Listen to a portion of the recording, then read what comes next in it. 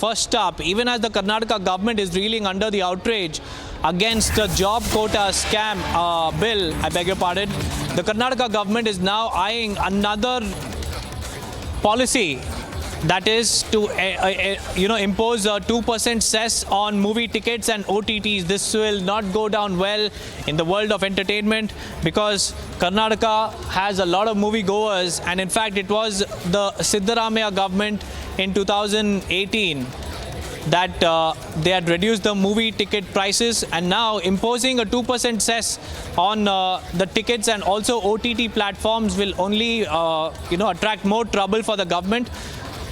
In fact, let's tell you about what the government has done in the recent past, viewers. They've also increased the prices of fuel. They again brought about a bill that was then withdrawn, the bill to provide quota for Kannadigas in job. They faced a lot of outrage from all quarters of the state.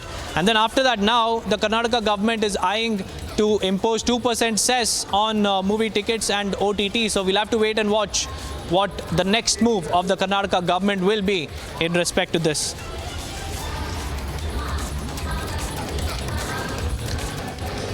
Moving on, viewers, let's talk about what's happening in Bangladesh, because the job quota protests have continued to intensify. In fact, they've turned deadly, they've turned violent, resulting in the deaths of about 35 people in Bangladesh. And on the other hand, 245 Indians, out of which 125 are students, are safely repatriated back to their homeland. And now the Prime Minister of Bangladesh has imposed a curfew, a nationwide curfew, and has also pressed in the army to restore normalcy. In fact, these are the visuals you can see on your screens. Deadly protests resulted in stone pelting. After that, the forces had to step in. Tear gas shells were fired to disperse the crowd. And then even when that was not enough, the cops and the security personnel over there led to lathi charging the protesters, thereby bringing them to a standstill.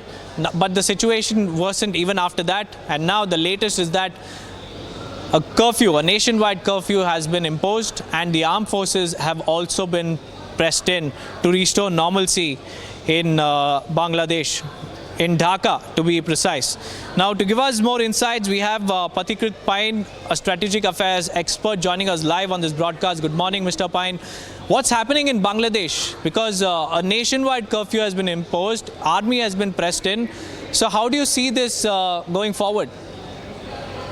Good morning, Deepak. See, first of all, it's very tragic that more than 100 students have died in this protest, and any point of time, whenever you shoot at students, even if it is a very difficult situation, it becomes very, very difficult to control beyond them, because it's a very emotive section of the population. See, what is happening is a little strange. In 2018, the Sheikh Hasina government had scrapped the quota, 30% quota for the families of the freedom fighters in the 1971 war. This was reinstated by the High Court in Bangladesh, against which it was challenged again in the Supreme Court of Bangladesh, and the Supreme Court had again scrapped it. But there's a hearing which is going to happen on 7th of August. It has been kept in abeyance for 4 weeks. Now, the protesters are asking the Sheikh Hasina government to pass a new constitutional amendment to scrap the quota altogether. I think the government of Bangladesh stand is this, that we'll wait for the Supreme Court to come out with a final verdict. The irony is, it seems that both the Bangladesh government and the students are on the same side of scrapping the quota, and yet there's a huge protest which has suddenly galvanized. And today the protesters are not talking only about the quota, because the quotas in Bangladesh in totality is more than 50%. Job quota for government jobs, but the entire movement today has been streamlined into something else. They want the Bangladesh Sheikh Hasina government to resign, which means that it was from, there were elements from behind who were orchestrating the whole thing to, navigate the emotions of the young people towards a particular direction, to create a situation where the protests are against the government of Bangladesh. I must add something. You cannot rule out the possibility of foreign interference in what is happening, because a lot of countries want Bangladesh to remain unstable.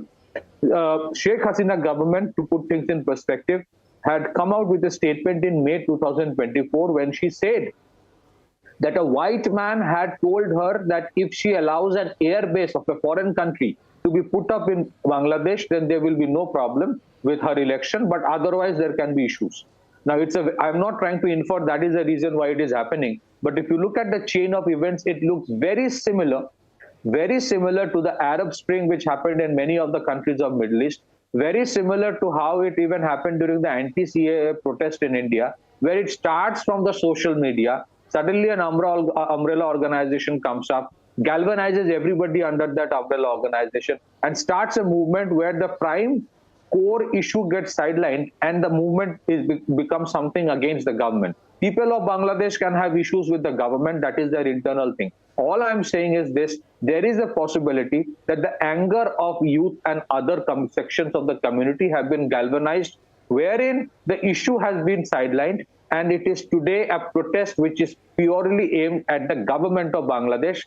I think it is important for Bangladesh government to understand that in today's era, where perceptions are built very strongly in social media, it is important to have the communication lines open.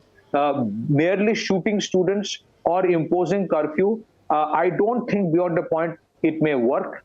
It has worked in some countries in Middle East. Whether it will work in Bangladesh or not, we have to see. But in today's era, having a communication, doing away with the wrong perceptions, it's equally important. But it's a very volatile situation, and it is not in India's interest to see a country which is extremely unstable in its neighborhood.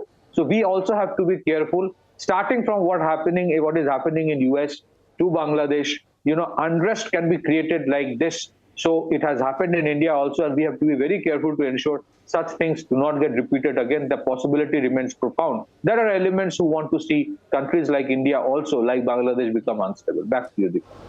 Mr. Pai, now if you think that there are hidden hands which are fanning the fire, and if you think that there is a larger toolkit at play in Bangladesh, what is the way forward? Because you say that, imposing or rather enforcing the army also to restore normalcy is not the way forward. So how do you think the government should deal with this?